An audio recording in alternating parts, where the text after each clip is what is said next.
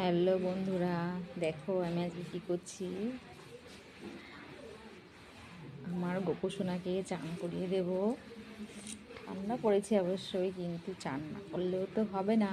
ওর জন্য একটুখানি জল দিয়ে ওকে একটু চান করিয়ে দিচ্ছি। দেখো তোমরা,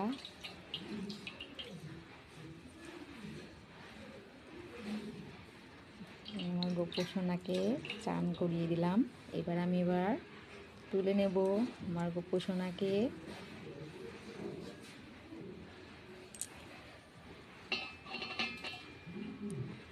দেখেছো, আমার গোপু সোনা চান করলো। এবার আমি ওকে মুছিয়ে দেব।